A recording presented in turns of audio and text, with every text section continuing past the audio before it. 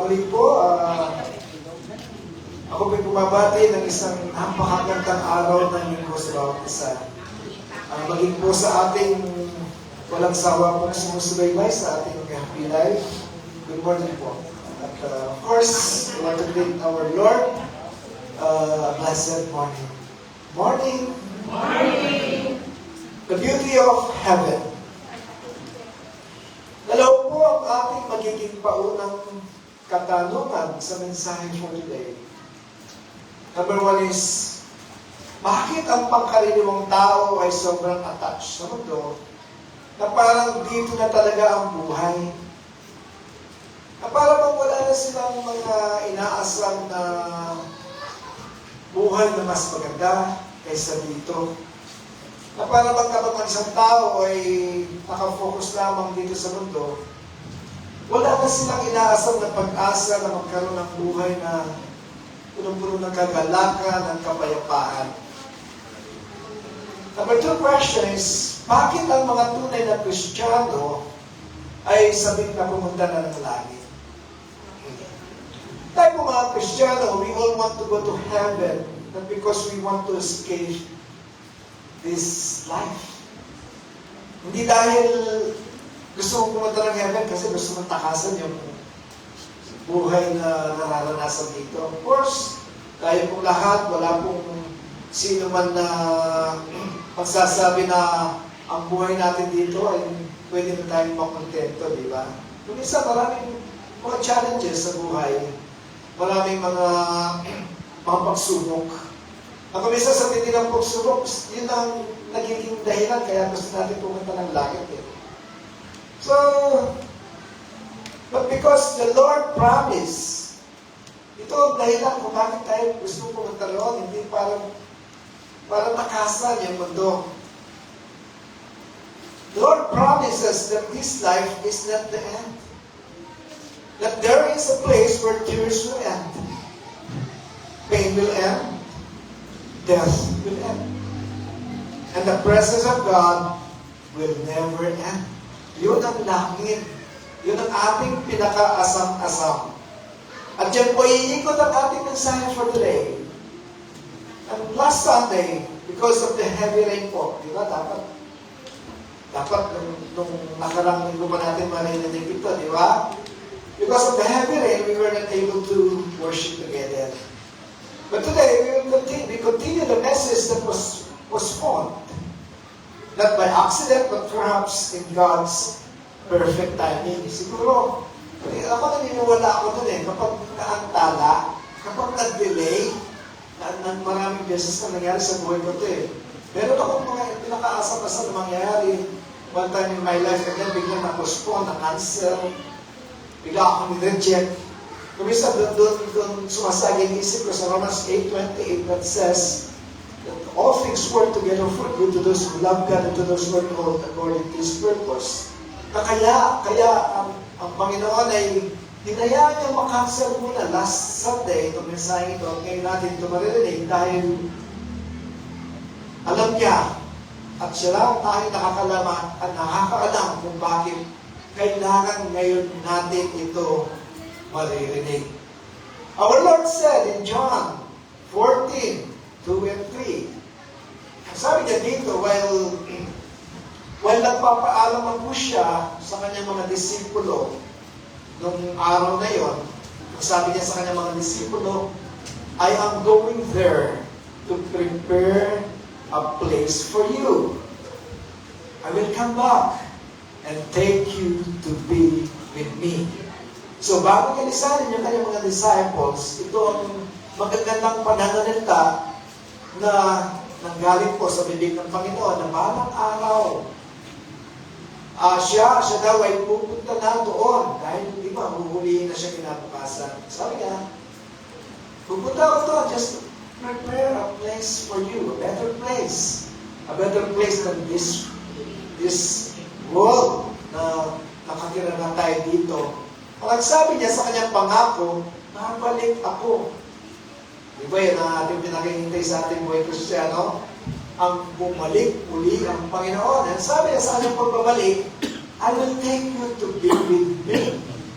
Magsasama kayo and we will be together forever and ever. Sino po bang nagagalak sa magandang balita ito? Magsabi ng Amen. Amen. So, heaven is not just an imagination. Heaven is not just a dream or a beautiful story. But heaven, the Lord Himself promised it.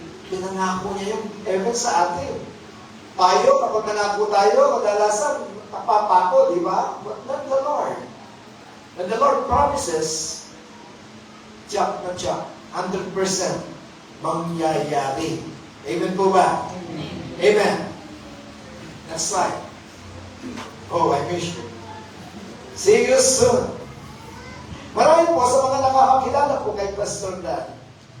Hindi na bago ang mga ganitong mga pananalita. 5 months ago, una niyong narinig sa akin ang mga katagang ito. At ito pa rin ang aking paniniwala that I will see her soon.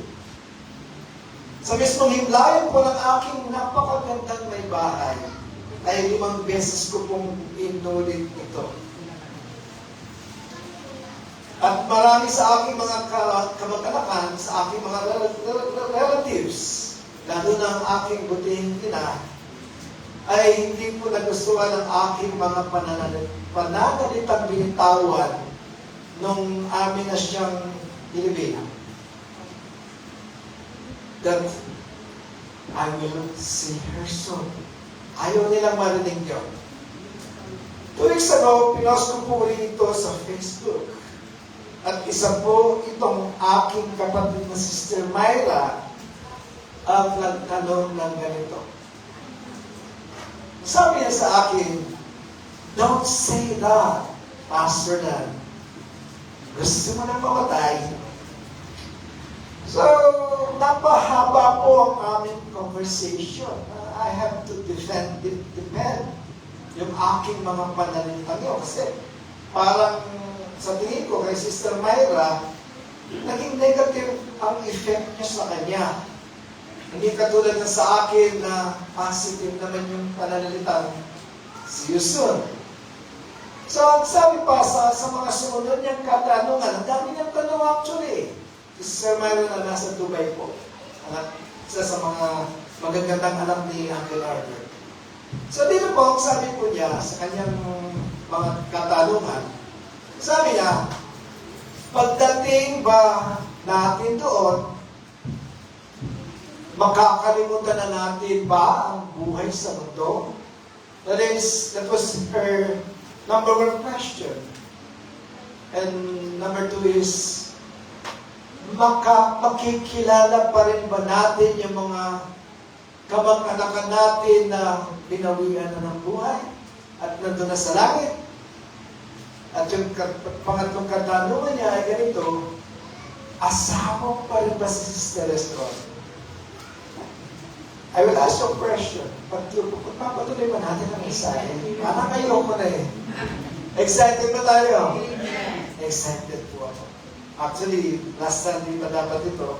Pero maraming itinagdag si Lord sa isang linggong ating hinintay bago natin marinig muli ang mensahe ito. At naibabalik ko po, mamaya na yan. Mamaya yung mga 3 katanungan na yan. Sasagutin lahat ni Lord yan. Doon una sa una. Sabi niya, Pastor Dan, huwag mo sabihin yan. Baka magtilang hampiat ka. Baka mamatay ka. Gusto mo na bang mamatay? So, ang isang ito, actually, ay sasagutin ko po sa panghuling bahagi ng mensahe. Pinakita ko lang sa inyo. Pero ang una nating sasagutin na ito, sabi ni, sikat na sikat sa Sister Myra. Siya po yung mamili nito, ha? Ito daw yung pinakamaganda niyang picture. Tapos ni. So sabi niya, her number 1 question was, pagdating ba natin doon, makakalimutan na ba natin ang buhay natin sa mundo? That was her number one question. Ito po yung sagot niya. Hindi ako sasagot, of course. Ang Biblia ang sasagot sa mga katanungan ganito. Pagdating ba natin doon? Kayo ba, kung tatanungin ko, makakalimutan na ba natin yung earth? Makakalimutan na ba yung ating buhay sa mundo ng pinanggalingan? Ito po yung answer kung mabasa natin sa Isaiah 65:17. Na sabi po, ang sabi ni Yahweh, sa Tagalog, ako ay nilikha ng bagong lupa at bagong langit. Ang mga bakas ng nakaraan ay ganap ng malilimutan. Sa English, the former things shall not be remembered. It shall not be remembered nor come into mind. So, nasagot ba yung katanungan ni Sister Myra? Amen? Amen. Sabi niya, Pastor, makakalimutan ba natin yung mga buhay natin, buhay natin, mga kasakitan natin, yung mga paghihirap natin sa mundo? The answer is yes. Sabi dito, liwaliwanag, the former things shall not be remembered, nor come into mind. Kaya kung meron kayong asawang sobrang sungit sa mundo, kung meron kayong mga anak na pasaway, kung may boyfriend kayo na playboy, pagdating doon, sorry na lang, makakalimutan nyo na sila. Amen ba, Sister May? So, ang mga bakas ng nakaraan ay ganap ng malilimutan. Yung pong new heaven and earth, napag-aralan na natin doon sa dati nating lugar, tabi ng Manukan. Maybe one time, kung loloobin ng Panginoon ay pag-aaralan muli natin yung new heaven and earth sa mga susunod pang mga pananambahan. Maraming Bible scholars ang naniniwalang hindi ito nangangahulog ang literal na pagkawala ng memorya kapag nagpunta tayo doon. Yan ang kanilang basa dito. Ang nangangahulog ang mawawala na yung memory natin. At ako'y naniniwala din po. Pero, ito po, ang punto dito ay ang dating mga paghihirap ay hindi na magiging dahilan ng kalungkutan. Kahit naalala nyo, hindi na ito magiging dahilan ng kalungkutan dahil napuno na tayo ng kagalakan sa bagong langit at bagong lupa. It shall never be remembered anymore. Matatapunan ito sa sobrang ganda ng iyong pupuntahan doon. Amen po ba? Amen. Parang ang isang nanay, di ba? Kapag buntis ang isang nanay, ay dadaan ito sa napakasakit ng panganganak. Hindi mo ma-imagine kung gaano kasakit yung pagdadaanan ng isang ina kapag siya ay nanganganak. Pero nang makita niya ang kanyang sanggol na napakagandang kamukha ni Sister Bian ng bata pa, ng sanggol pa. Hindi na yung sakit ang sentro ng isip at damdamin ni Sister Lia. Ganon din ang langit, mapapawi ito. Pagkakita mo kay Ben na super ganda, nung sanggol pa, napawi lahat ang sakit na naramdaman ni Sister Lia nung siya ay nanganganak pa. Same is true kapag nandun na tayo sa langit. Sa ganda ng langit, sa ganda ng nandoon, sa ganda ng Panginoon na nandun, your pain on earth shall not be remembered anymore. It will not be remembered anymore. Mabubura po sa ganda ng ating pupuntahan doon. Amen po ba? Excited na ba tayo? Amen. So dito po, the next question is, the next question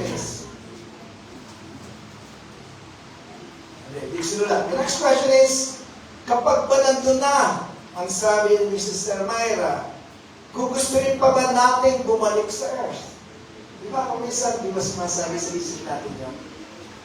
Hindi, gusto mo bumalik dito. Dami ko pang mga mission eh. Yung mga anak ko, kailangan alagaan ko ba? asawa ko, ayoko mag number 2 yan. O di ba? Ang dami natin iniisip na wala naman po sa salita ng Diyos. Ito po, ang sagot po, kapag ang katanungan ay kapag nandun na, kung gusto pa ba natin bumalik sa mundo? The answer is, hindi na po. Hindi na natin gugustuhin kahit na bilyonaryo ka pa sa mundo. No way! Ayaw mo nang bumalik muli dito.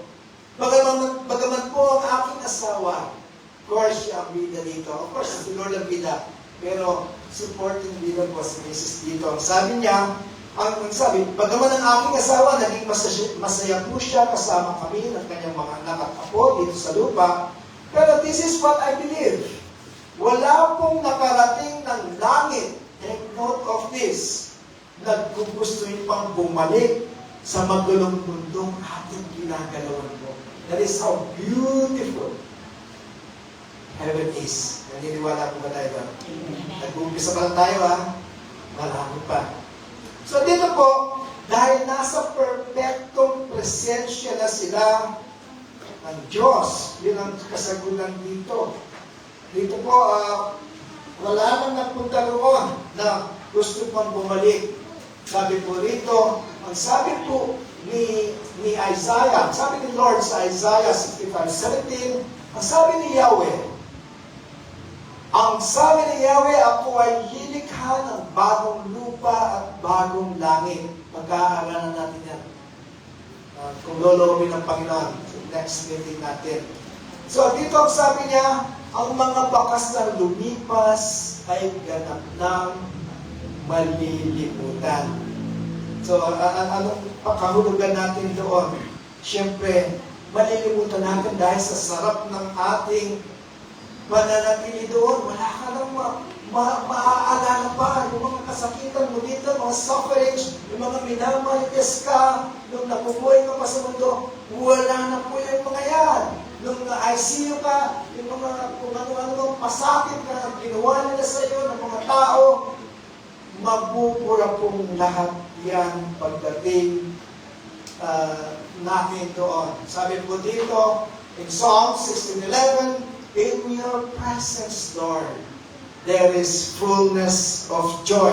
Sa Tagalog po, ganito sinasabi, ituturo mo ang landas patungo sa buhay, sapagkat sa piling mo ay madarama ang lubos na kagalakan. Ang tulong mo ay nagdudulot ng ligayang walang hanggan.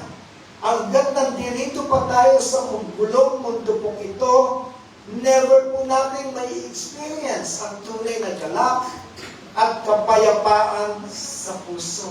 Never po. Huwag nyo lang asahan po na while you're on earth, mararamdaman mo yung total peace, total joy.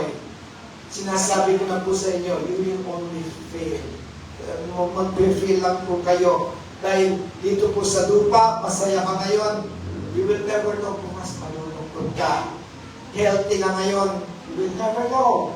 Baka nasa balik ka ng karamdaman bukas. Ganyan ang mundo po. Hindi natin mapipigilan yun. May trabaho ka ngayon, tanggal ka bukas. Masaya ka today, nakakatiyak ka ba na bukas ay magiging masaya ka pa rin? Habang nasa mundo, walang forever. Sabihin mo sa iyong katabi, walang forever. Wala. Kapag dito mo hinanap sa mundo, yung iyong kasiyahan, yung gusto mo pa kontento, never you will experience this on earth. Hindi po dito ang lugar kung saan gusto mong hanapin yung total joy, total peace. Wala po dito. Kapag wala nang ganap, di ba? Happiness came from the word happiness. Ang sabi dito, sinulang pala dito. Happiness came from the word happiness. Happiness. Ibig sabihin po, yung ating kasiyahan, nakadepende lang kapag may happiness. Di ba kapag wala nang ganap, malungkot na naman. Back to reality, nag-party ka man ng 24 hours, non-stop dancing, non-stop karaoke, Hanggang kailan? Mahaba na yung 24 hours na ganap. Pag uwi mo, back to reality. Malungkot na naman. Kaya nga ba, when you're looking for happiness sa buhay mo, hindi po ito ang dapat mong hanapin kasi ang happiness po, pang temporary lamang, ito yung hanapin mo. But joy comes from within. Magkaiba po yung happiness and joy. Joy comes from the presence of God in your life. Joy is forever. Happiness, ano lang yan, temporary lang. Mamaya may pagpapalumpit sa'yo. Di ba? Mamaya may magmamarites sa'yo. Mamaya, nandiyan na naman yung Bombay. At tatago ka na naman. Di ba? Where is happiness? Temporary. Ngayon, healthy ka. Mamaya, tatakbo ka sa emergency. Masaya ka pa rin ba? Wala na naman yung saya. But joy is forever. Alam niyo yung joy? Hindi nakadepende sa happiness. Kasi yung nagpapadala ng joy mo, yung Tagalog is galak. Nagbibigay ng galak sa'yo, hindi ang mundo. Ano yun? Nagbibigay ng galak is what? Sino? Si Lord. Lord is forever. The blessings of the Lord is forever. Yung goodness ni Lord is forever. Yung pagmamahal ni Lord sa'yo is forever. Huwag mong asahan ang iyong asawa, mga anak mo, boyfriend mo, girlfriend mo. Magiging forever sila. Magiging forever na iniibig ka nila. The Lord, the joy comes from within kasi galing kay Lord yun, may forever. Sabi mo sa'yo katabi, may forever. My forever. Amen. You can only experience true joy only in heaven, where God lives. Where God is with us forever. Doon pa lang po. At sinasabi po sa Revelation 22:3-4, sabi po, no longer will there be any curse. The throne of God and of the Lamb will be in the city, and His servants will serve Him. They will see His face, and His name will be on their foreheads. Ibig sabihin po dito, pagdating natin doon, wala nang sumpa, wala nang galing, wala nang kamatayan. Kasama na natin ang Panginoon magpakailanman. Kapag natikman na natin ang ganap na presensya ng Diyos, wala na po mas hihigit doon. Amen po ba o amen? Tama po ba o tama? Tama. If ever na nandun na po tayo at gagambalain pa tayo ng mga alalahanin, ng mga iniwan natin magugulo dito sa mundong ibabaw, then heaven will no longer be called heaven. Kaya nga ba tinawag na heaven eh? Wala nang aalahanin mga pamilya, mga pasaway. Wala na po, mabubura ng lahat ng mga yan. Yung mga buhay, ang mag-take care ng mga iniwan kong mga pasaway, hindi na ikaw, kasi nasa heaven ka na. Kasi in heaven, wala nang bad thoughts, wala nang gumagawang bala sa'yo. Wala na po. You can only have a perfect life only in heaven po. Heaven is perfect. Heaven is the place where we will find perfection. Hindi sasadyain ng Diyos na makalimot tayo, ha? Hindi sinasadya ng Diyos, ha? Ay, bibigyan kita ng amnesia. Hindi mo na maalala yung anak mo, ang boyfriend mo, iniiwan mo. Hindi po ganun yun. Hindi sinasadya ng Diyos na makalimot po tayo pagdating doon. Alam niyo kung bakit tayo makakalimot? Dahil sa sarap at ganda ng nasa langit. Can you imagine it? Can you imagine it, friends?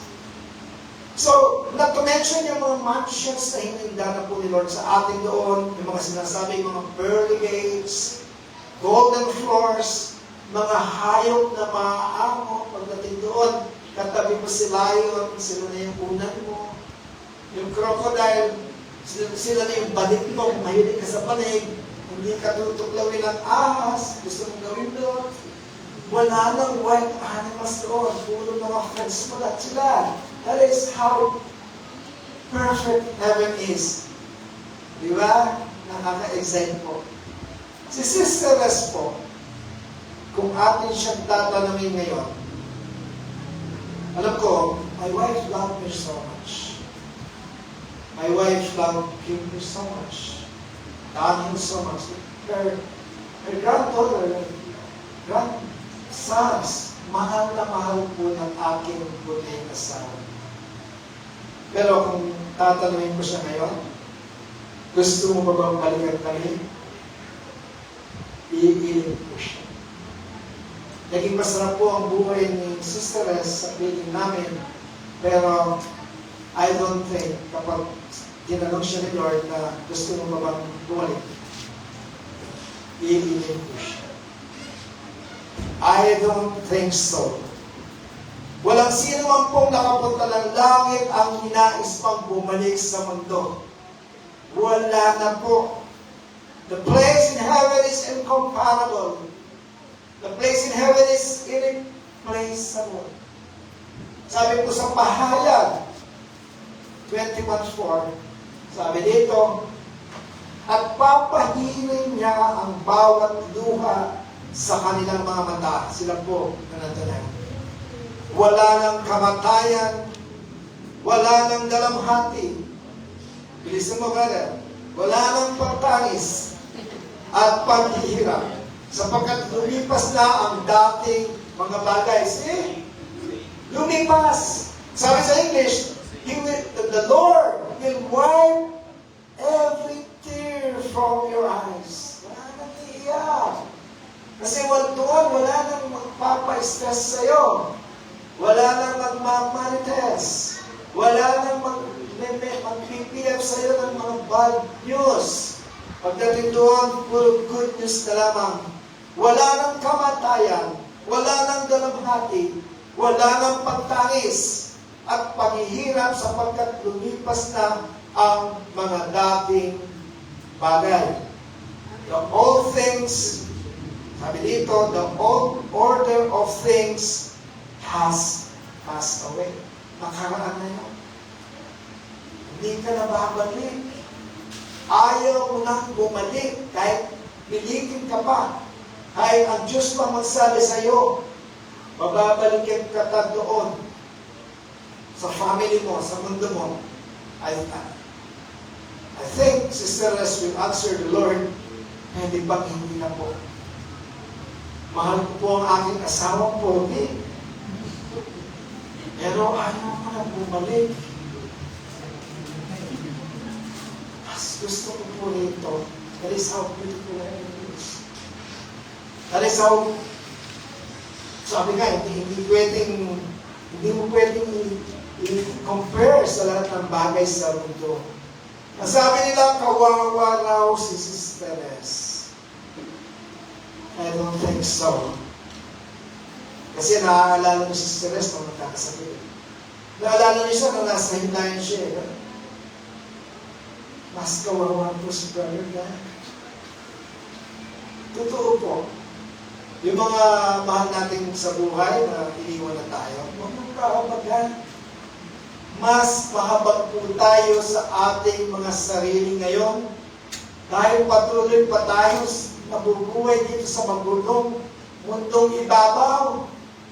Matagal pa natin makakasama yung mga senador, mga congressman, mga barangay captain. Sila po, lipas na ang magulong mundo sa kanilang ito. Kaya nga ba, I don't think even Sister Res naging masaya sa aking feeling, of course. Diba? Joke. Pero, she will surely never want to come back. I will tell you this. She will surely never want to come back. So dito po, hindi ko masasabi na buburahin ng Diyos ang ating memorya. Dahil hindi yung malinaw na itinuturo ng Biblia. Pero isang bagay ang sigurado. Anumang alaala ng sakit ay hindi na makakasakit natin pagdating doon. Papahirin ng Diyos ang bawat luha at mapupuno tayo ng kagalakan sa Kanyang presensya. There will be no more death. There will be no more mourning. No more crying. No more pain. Doon, wala ng cancer. Doon, wala ng kidney failure. Doon, wala ng resurrection. Wala nang funeral. Wala nang goodbye. Wala nang cemetery. Wala nang hospital. Doon wala nang wheelchair. Doon wala nang kabasa laboratory research. Gaya ni Sister Rhea, laging nagpapalantes. Doon wala nang marites. Sabihin mo sa iyong katabi, doon wala nang marites. Diba ang saya? Ako, magiging masaya ang buhay ko kapag nawala ng lahat ang marites sa buhay ko. Heaven is beautiful because we will receive glorified bodies.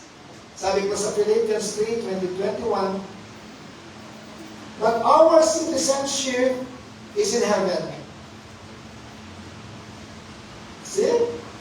Hindi naman tayo Filipino citizen. Kapag Kristiyano ka na, heaven citizen ka. Hindi ka Filipino citizen. But our citizenship is in heaven. Amen po ba? Amen. And we eagerly await a Savior from death. The Lord Jesus Christ, who by the power that enables Him to bring everything under His control, will transform, take note of this, will transform our lowly bodies so that they will be like His glorious body. Ang sabi po dito, hindi na tayo magiging espiritong lumulutang lamang.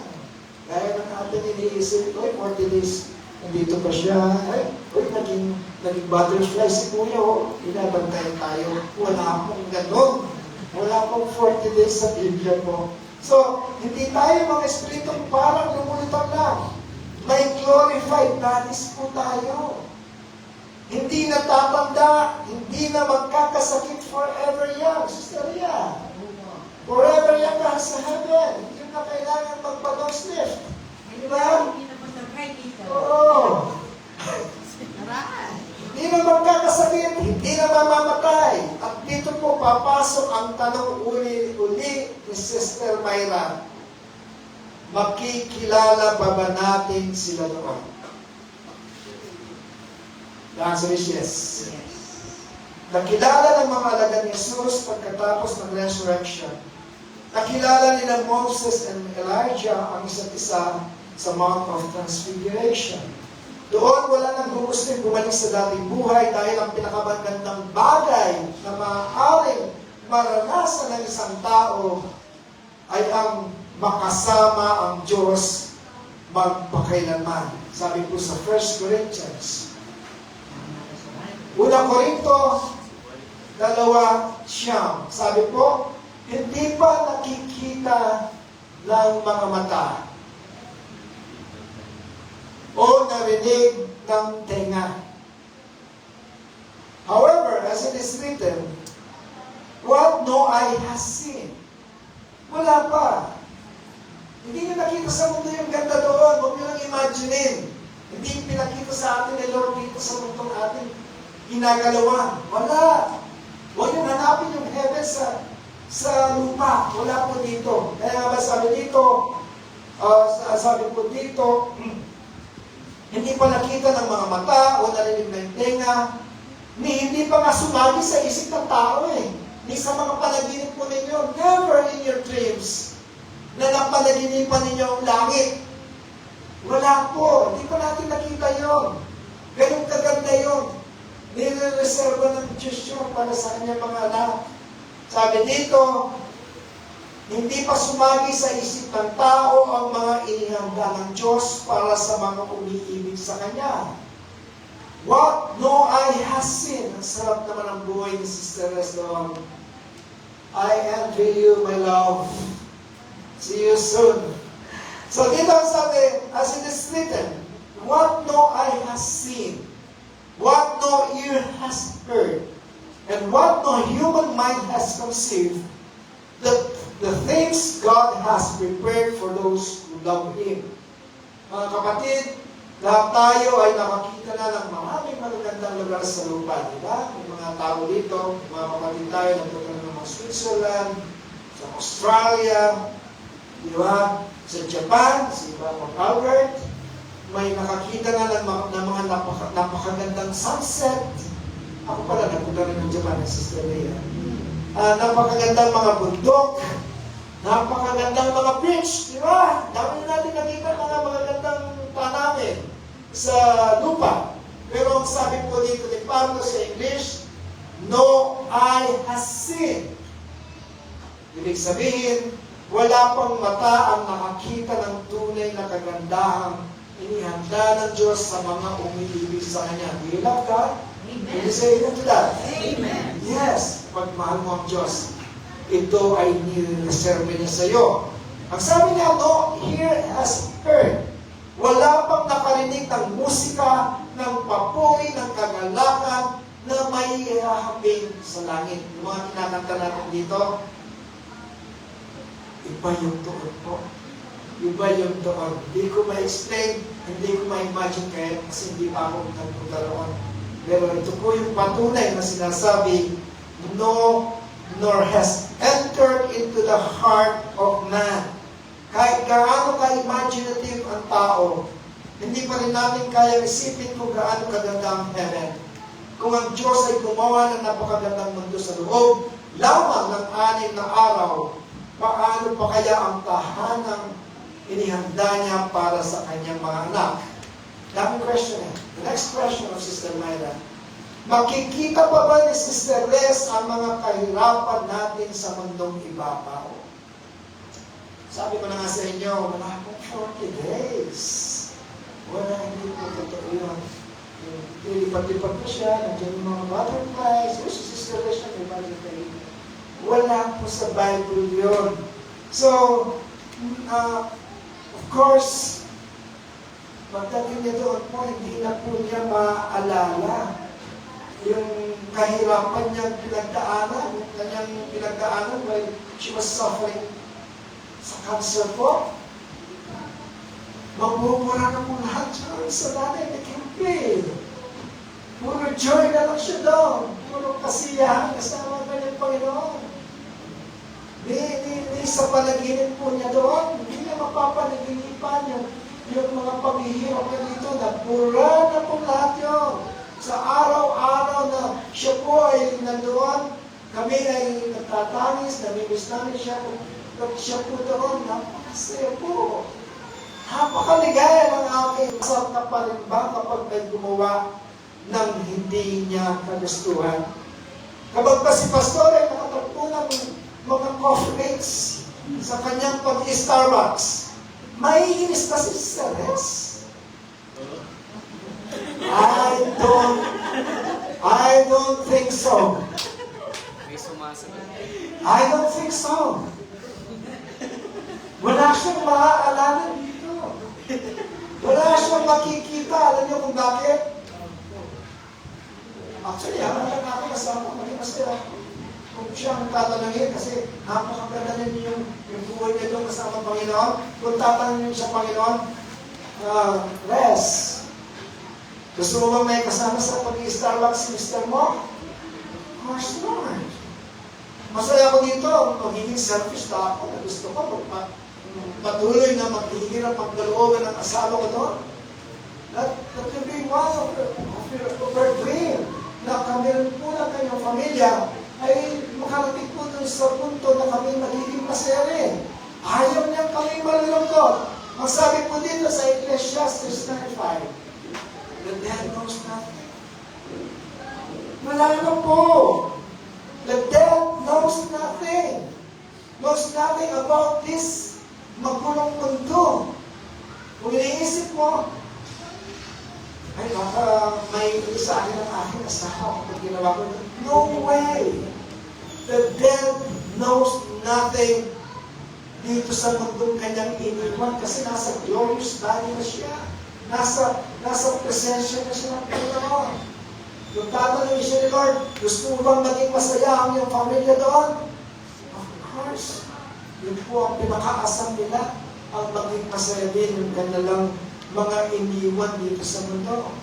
Heaven will no longer be called heaven kung ang mga nandoon ay nai-stress pa sa kanilang mga iniwan. Hindi na sila mai-stress sa atin kasi nasa mabuting kamay na po sila.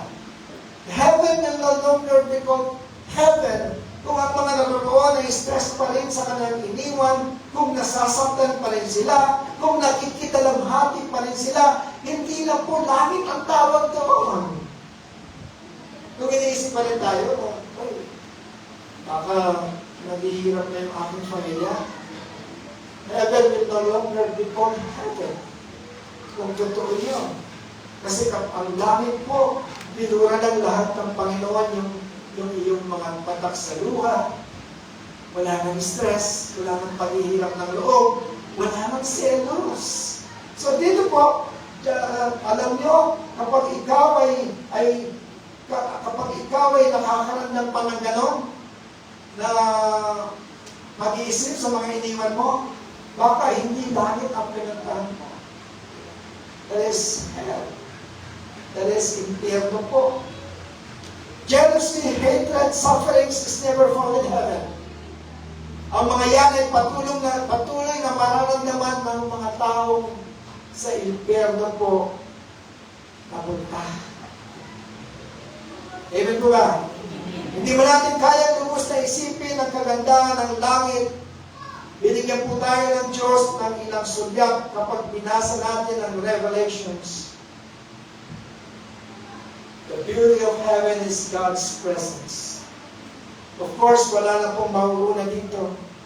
The best thing about heaven is not what we will receive, but who we will be with. Nais mo ba pumunta ng Baguio na nag-iisa? Hindi ka mag-enjoy. Kaya nga kami ni Kimpi. Hindi na tayo pupunta ng Baguio, sabi niya sa akin. Kasi, the beauty of Baguio, hindi na namin makikita yung beauty niya. Kasi, paradise will never be called paradise if you will just go there alone. Kailangan kasama yung pinamahal mo, di ba? Kapag binigyan ka ng nanalo ka sa raffle, for example, free trip to London, kaya lang, hindi mo kasama mo si Teresa. Siguro, sabihin mo, may pera mo lang. Hindi siya nagiging masaya pag wala si David. True? Kung tayo mong sumunod.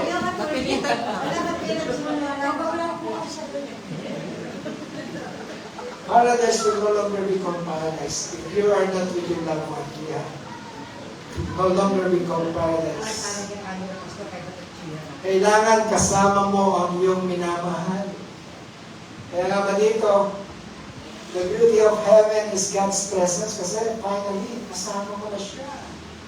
Dito, kinakausap ko lang siya. Sometimes, hindi mo sinasagot for a very long time. But doon, kasama mo siya. That is why it is called paradise, hindi dahil maganda yung heaven. That is why it is called paradise, hindi dahil may pearly gates, mayroon kang inaapakang mga ginto. Hindi dahil doon. The beauty of heaven is kasi kasama mo na yung minamahal mo. Amen po ba? Amen. The beauty of heaven is the end of all sufferings. Sarap. The beauty of heaven is our glorified bodies. Sarap. The beauty of heaven is eternal joy and peace. Napakasarap. The beauty of heaven is changing how we live today. Total sarap. Imagine a place where you don't need to say goodbye anymore. Diba yung ating pinangangambang sa mundo? Yung one time in our life, mag-say goodbye ako kay Brother David. Yun ang number one na ayaw isipin sa sarili. Pero doon, wala ka nang pag-iisip na ganoon. It is a place where you don't need to say goodbye anymore. Here on earth, we say goodbye. In heaven, we say we are finally home. Sarap, di ba? Balikan po natin si Sister Myra ulit. Sikat si Sister Myra. Actually, nanonood po siya ng live video. Sabi ni Sister Myra, ito na po yung panghuling nating sasagutin. Pastor, sabi niya, kasi nag-alala po siya sa akin. Ba't daw pala parati kong sinasabi yung si Yesu. Pastor, wag naman, sabi niya. Gusto mo na bang mamatay? Ilang tanong po sa akin. Habang ang aming next noon, you know what? After hearing all of these revelations coming from the Word of God, bigla pong nag-iba ang pananaw ng Sister Myra. To tell you the truth, nung matatapos na yung aming conversation, praise the Lord, nag-iba po siya ng pananaw. Hindi na po niya ako kinokontrol ng sinusun sa aking mga sinasabi.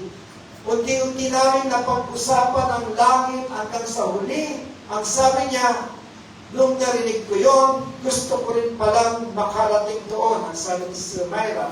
Actually, nag-comment pa ang aking kapatid sa aking post, at ang sabi niya ay ito, I love you, Sister Res. I miss you so much. We will see you soon. Pumayag po siya sa akin. Nung una naming conversation, ayaw niyang marinig yung I see you soon, my love. Pero at the end of our conversation, sumunod na po siya sa akin. Hindi na siya takot mamatay din. Sabi niya, Sister S, we will see you soon. So dito po,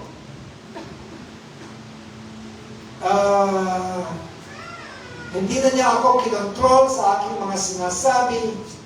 Nung napag-usapan na namin kung gaano kasarap ang langit, hanggang sa huli ang sabi niya, nung narinig ko yun, gusto ko rin palang makarating doon, ang sabi niya. Actually, yun nga, nag-comment pa siya rito, at naki-see you soon na rin po siya. And I praise the Lord for that. Okay. I will see you soon. Hindi po ibig sabihin na gusto nang mamatay ni Brother. This is may paliwanag po sa aking parating sinasabi. Hindi po ibig sabihin si Brother Dan kapag sinabi niya, see you soon, gusto na niyang mamatay ngayon. Kung minsan kasi gusto ko lang takasan ang sobrang sadness. To tell you the truth. Kaya ako nasasabi yun. But in reality po, deep in my heart, marami pa po akong gustong gawin para sa ating Panginoon. Pero kapag dumating na po ang tamang panahon, na kukunin na rin niya ako, hindi po ako matatakot. Dahil alam kong napakaganda po ng naghihintay sa atin doon. Amen po ba? Sabi dito, Paul said in Philippians 1:21, for to me, to live is Christ, and to die is gain. Next, iba kong sabihin dito, kapag isa na pamuhay mo ang ating Panginoong Jesucristo, kapag inuna mo siya sa lahat ng bagay o tao, ang mabuhay ay pagpapala, maging ang mamatay ay isang malaking pagpapala. Ano ba ba? Mabuhay, mamatay. Pareho lang na pagpapala kapag isinapamuhay mo ang ating Panginoon. So my friends, my happy friends, my brothers and sisters here, why not love the Lord today? I-practice mo na. Kasi pagdating doon, wala kang mamahalin kung siya lang. So dito pala, i-practice mo ng mahalin ang ating Panginoon Diyos. Friends, excited ka bang makarating sa heaven? Can you say amen to that? And then of course, mas mahalagang tanong, sigurado ka bang pumunta doon? Hindi po ang pagiging mabuting tao nagdadala sa atin sa langit. Hindi rin ang relihiyon. Si Jesus lang. Sabi mo sa katabi, si Jesus lang. Mga kapatid, huwag po natin hintayin ang langit para mahalin ang Diyos.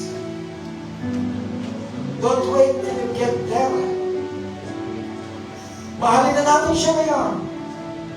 At habang iniintay natin ang araw na makakasama na natin siya, mamuhay po tayong tapat. Maglingkod ng buong puso. At ipaalam sa marami ang daan patungo sa langit. Share the word. Share the gospel. Share the goodness of God to everyone.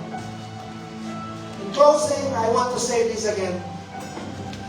The greatest beauty of heaven is not the streets of gold, not the gates of pearl, not even the absence of pain. But the greatest beauty of heaven is Jesus. Amen po ba? Amen. Sabi po dito, tingnan po dito. Revelations 22:4. We will see His face. This is the greatest promise po. Maraming mga pangako ang Diyos sa Biblia. But this one, in Revelations 22:4, this one is the greatest promise of God. Pagdating natin doon, we will never just pray for an invisible God. We will talk to Him face to face. This is the greatest promise, that one day we will see the face of the one we have worshipped, the one we have trusted and followed and loved. Mga kapatid, heaven is not just a destination we talk about. Heaven is our home. And while we are still here on earth, we have a mission. We still have people to love. We still have souls to reach. We still have the gospel to preach. Huwag po tayo magmadali. Marami pa tayong mission. So let us live faithfully. Not because we are afraid to die, but because we know where we are going. And when our journey here on earth is finished, may we hear those beautiful words na sasabihin ng Panginoon sa atin, "Well done, good and faithful servant." Maybe today, there is someone here who is not sure where he or she will spend eternity. Today is the day to make things right with God. Jesus is only the way to heaven. Can we say amen to that? John 14:6, it says, "I am the way, the truth, and the life. No one comes to the Father except through me." If you want heaven to be your eternal home, put your faith in Jesus Christ. Because heaven is beautiful, but heaven is most beautiful because our Lord Jesus Christ is there. Are we blessed, church? Ang mga napagpala po ay magsabi ng amen. Palapalan natin ang Panginoon. Hallelujah. Thank you, Lord.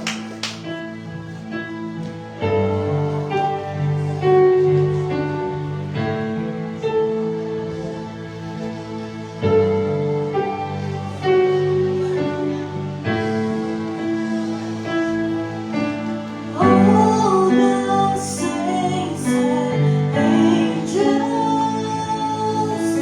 bow before your throne.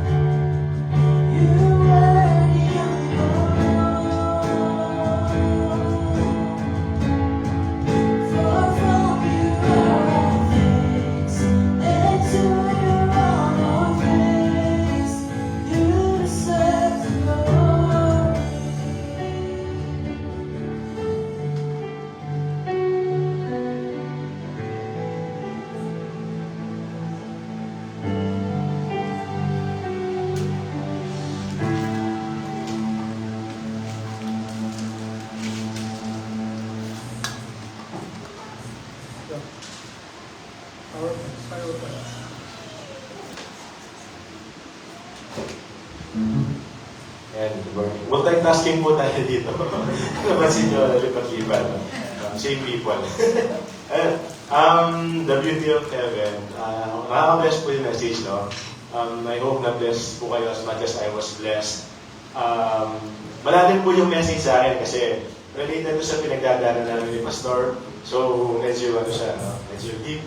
Yan. Pero, na-bless po ako dun sa beauty ng heaven, sa lahat, no? Share ko lang, may documentary ako napanood one time about sa mga near-death experiences. So, baka ilan sa inyo nakapanood na rin ng gano'n, no? Sabi nila, it's science, no, yung near-death experience, pero hindi natin alam gano'n ka-accurate yun kasi nga, we only look up to the Lord, you know? Ang sabi, most of those na naka-experience po ng near-death experience, yung mutik na silang mamatay, nagkaroon sila ng glimpse of what's beyond the life. No? Parang sobrang peaceful daw na ayaw nilang bumalik. Ganon yung description nila. And that's according to science. You know? Sobrang totoo daw ng lugar na heaven. Yun po yung sinasabi nila. Na hindi sa imagination. Para sa ganito. Mas real pa daw sa earth. Ganon po nila i-describe yung heaven. Yung pare-pares po nilang ni-report yun. So parang documentary siya. Lahat ng mga nagkaroon ng near-death experience. Ganon yung sharing nila. Sabi nila, heaven is realer than earth. Mas totoo pa siya sa buhay natin. So, pagbalik nila sa body nila, parang na-disappoint pa sila. No? Nandun na sila, tapos bumalik pa sila. So, di naman sabi, di natin alam gaano katotoo. Pero I believe what they said, that heaven is real. Na mas totoo pa siya dito sa buhay natin dito. And also, it's true, nung sinabi ni Pastor, na hindi mo nagugusto yung bumalik. Sino pang gusto yung bumalik kung nandun na sa heaven? Tapos sa Philippians po sabi, our citizenship is in heaven. No, as we wait for our Savior, dual citizens tayo. We are citizens of earth, pero mainly citizens po tayo ng heaven. No? God created us to be with Him. No, hindi po tayo para sa mundong ito. No, kaya nga, tayo pong mga Christians, we don't fear the second coming of Christ. Hindi po tayo natatakot sa thought na babalik siya dito at mamamatay tayo. We look forward to it. Kasi sa sobrang hirap ng buhay dito, minsan talaga you will pray for that to happen. And we all know that God promised us that. Sa mga verses kanina sa John 14, 2-3, sabi po ng gano'n, no? If I go and I prepare a place for you, sabi ni Lord, I will come back and take you to be with me that you also be where I am. So yun po yung promise ni Lord. And we know na kapag nangako po ang ating Diyos, totoo po yan, totoo pa rin po niya. His promises are yes and amen, sabi nga, no? Ang ganda po ng mga verse, no? Medyo ninote ko sila dito. Sa Revelation, sabi niya, God shall wipe away all the tears from their eyes, from our eyes. Wala nang luha dun sa langit. Sabi pa, the city was pure gold and clear glass. Imagine mo anong itsura nun, no? Yung ginto. Yung ginto, yung ginto na nakikita natin dito, imagine yung tatapakan mo is gold. Ano? At sabi po sa Revelations, He showed me a pure river of water of life, clear as crystal, proceeding out of the throne of God and of the Lamb. So sa ganda po ng heaven, hindi ba mapapasiyusun nga tayo sa mga mahal natin na nandun na? Amen. Amen po ba? Sa mga description po sa Bible, kung anong itsura ng heaven, hindi ba mapapasiyusun ka talaga? Siyusun! Hindi ba? So dati biruan lang, pero ngayon, we understand it deeper that when we say see you soon, we don't only say that to our loved ones who passed, but also to God. Amen. We want to see God first and foremost. Amen. No? Sa Isaiah, sabi po niya gano'n, see, I will create a new heaven and a new earth. The former things will not be remembered, nor will they come to mind. So, nabanggit nga po ni Pastor kanina, na hindi po ako naniniwala na literally makakalimutan po natin yung mga mahal natin. Hindi makakalimutan natin kung sino sila, kung anong buhay natin dito, but it's because of the beauty of the glory of God. Amen. Pangalawa, the beauty of heaven. Amen. Lahat mo mapapalikan. Yung mga alaala mo dito na hindi maganda. No way! Hindi mo ba? So, it doesn't literally mean na makakalimutan mo yung asawa mo, yung anak mo, yung kaibigan mo. But you will only remember what's present because of its beauty. Yes. Kasama mo yung glory ni Lord. Amen mo ba? Amen. At, pero ganun pa man, siyempre ako, pagdating ko doon, nahanapin ko si mama ko. Oo, sa-survey ako lang si mama ko. Joke lang. Ayun. So, sa 1 Corinthians po, sabi niya kanina, no eye has seen, no ear has heard, and what no human mind has conceived, the things God has prepared for those who love Him. So, do we think this earth is beautiful? Tingin mo ba natin, America, Switzerland, Europe, do you think that's beautiful? Wait until you see heaven. Hindi po ba? No match. Ano po yung nakikita natin sa buhay na to? Walang match. Sa heaven na pupuntahan po natin. Amen po? Amen. So we look forward to that. We don't look forward to trips abroad. We don't look forward to beautiful things on earth, but heaven. Yes. Yun yung pangako po ni Lord. Ako po, sa 5 months na wala po si mama ko dito, araw-araw is a struggle. I'm gonna be honest with that. Narinig ko pa rin siya kahit saan, yung boses niya, nakikita sa anumang sulok. Araw-araw, nagpapaka-busy po para so that we forget about her. No? Not her, yung pain. We forget about the pain. Kasi masakit po talaga. Kahit anong bilis ng oras, at the end of the day, hindi mo mawawala yung reality na wala na siya. No? Pero, ganun siguro talaga kapag nawala po yung loved one mo. No? Sabi nga, the deeper your grief, the deeper your love. No? I embraced that. Hindi okay na nawala siya, pero okay na nararamdaman ko because that's how much I love her. Pero alam niyo po ba kung ano nakakapagpatatag despite the pain? No? Kasi sa kabila po ng sakit, sa kabila ng pinagdaanan po natin, deep in my core, sabi ko na eh. Kasi ako manasa yung dito.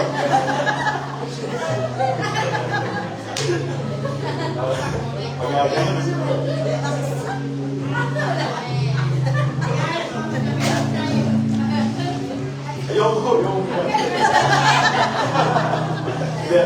Deep in my faith, no? Sa kaloob-looban ko po, I know that she's in a place na pinapangarap natin. At totoo sinabi ni Pastor, no?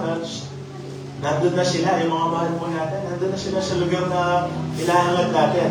Na kasama na niya yung Panginoon na minahal niya, na pinagsilbihan niya buong buhay niya. No? Siguro, marami akong hindi sigurado, pero sigurado po ako she's enjoying heaven. Yes, amen. So, yun po yung nakakapag-keep sa akin ng hopeful despite po sa pain, sa hopelessness, no?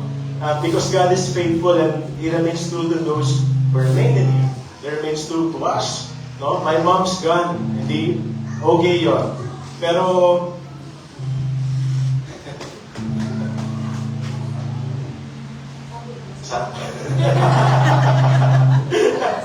pero, alam ko po na nabubuhay siya ng best life niya with the Lord.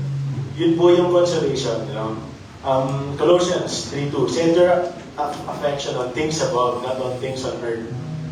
Kung meron pong isang bagay na naituro sa akin yung grief.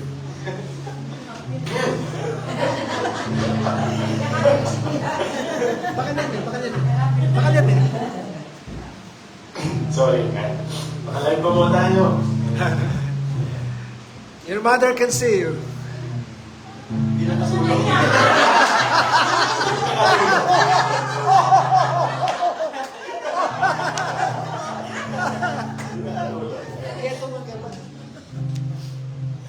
Yeah, so kung meron pong isang bagay na naituro sa akin yung grief, no?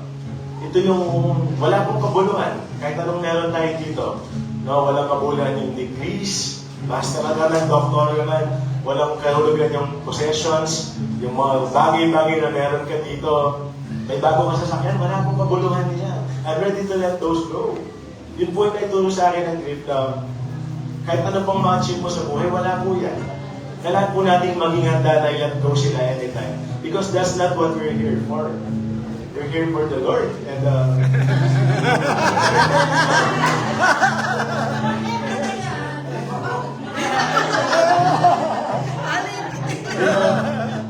yun lang po, siguro sa atin dito, Just looking at you.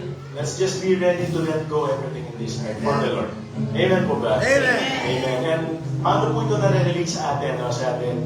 Most importantly, we no longer desire heaven for heaven. Hindi po ba? We desire heaven, siguro, to unite with our past loved ones, pero mostly, bakit po natin gusto ang heaven? First and foremost, we want to be with our Father who loves us, our God, Jesus. We desire His presence, no, where we will worship Him continually. Kanina po, sabi ni Pastor, sana wala nang hinto, no? Pero totoo po na, when we get to heaven, din po yung gagawin natin non-stop. Hindi tayo mapapagod. Kasi wala nang kapaguran doon. Walang kalungkutan. So kung na-enjoy po natin ang worship dito, mas ma-enjoy po natin doon. Amen? Amen. Bonus lang po yung ganda ng heaven. Secondary lang yung reunion natin with our loved ones. First, makakasama po natin si Lord. And just to repeat po yung analogy ni Pastor kanina, yung sa Baguio, ay nakwento po niya, no? Totoo po yun, ayaw na namin magpunta sa Baguio kasi maalala namin si mama ko doon. No? Ano po ang kagandahan ng Baguio kung wala yung mahal mo doon? What more sa heaven? Anong gagawin mo sa heaven kung wala si Lord? Amen. Kung di mo kasama si Lord. Amen. Na-share ko na po ito dati, no? May elder po kaming kasama sa church in the past. Doon sa dati po namin church. Sabi po niya, kung pupunta ako sa langit na wala si Kristo, mas gusto ko pang magpunta sa impyerno kung kasama ko siya doon. Hindi po ba nag-make sense? Anong gagawin mo sa heaven kung wala si Kristo? If you're not with the Lord, but you're in heaven, anong use po na? Hindi po ba? Punta ka na lang sa impyerno kung nandun si Kristo. So that's the essence of heaven. It's not a reward for the things that you do. It's God's promise sa atin. Sabi po na mahal niya. And it's important to remember na hindi po tayo pupunta sa heaven for the good works that we do. So, the good works, fruit po yan ng work ni Lord in us. Amen. Hindi po ibig sabihin mabuti ka na tumutulong ka sa charity, pupunta ka sa langit. No, it's only through Jesus that you will get there. No? Yan. Ang haba pa pala ng notes ko. Ang isang separate preaching. Shortcut ko na lang. No? Nakatuwa yung misa. So, no eyes has seen, sabi po ay wala pa pong nakakita sa ganda ng heaven. Pero alam niyo po anong maganda? When we get there, ang sabi po ni Lord sa atin, well done, good and faithful servant. Well done, good and faithful servant. Servants of Christ Ministry. Amen. So, amen. Sa aking pagtatapos po, ayan, so habang may buhay po tayo dito, let's live faithfully. No? Let us love our brethren, let us serve our Lord, let us serve our people around us. Kasi po hindi ito yung home natin. Training ground lang po natin ito para kung anong nasa langit. Amen. Everything in the heaven is good, Yes. it's loving, it's Yes. serving the Lord. And until that day comes, pagpakatatag lang po tayo and let's remain faithful. Let's keep our minds on things above, not things here. Amen. Kasi lang po ito mawawala. Yes. Amen po ba? Amen. So, let's stand po for the closing prayer. Preaching. Sige po, let's pray. Yes, Lord, Panginoon, maraming salamat po sa araw na ito. Thank you, Lord, for reminding us what matters in our life. Lord, maraming bagay sa mundo malilipas, pero ikaw po ay mananatiling tapat sa amin po, sa mga pangako mo at we know, Lord, na hindi po kayo magbabago. Lord, tulungan niyo po kami that we set our hearts and minds on things above. And to desire you, Lord, above everything else, Lord. Na kapag kami po'y dumadaan sa aming struggles, sa aming pagsubok, remind us, Lord, that this world is not our home. And while we're here, Lord God, gamitin niyo po kami patuloy sa inyong ministry. Tulungan niyo po kami, Lord, na makapabuhay po kami ng tapat, Lord, at maglilingkod po sa inyo ng buong puso. And Lord, as we temporarily leave our church house, Lord, we pray that you bless us with more of you, Lord. May we encounter you more and give us the courage and wisdom, Lord, na may-share po namin kayo sa ating mga kapatid, Lord God. Bless every family represented in this church. Lord, we pray that you bless our hearts, our health, our finances, and our ministry, Lord. And all this, Lord, we pray in the name of our Lord Jesus Christ. We say, Amen.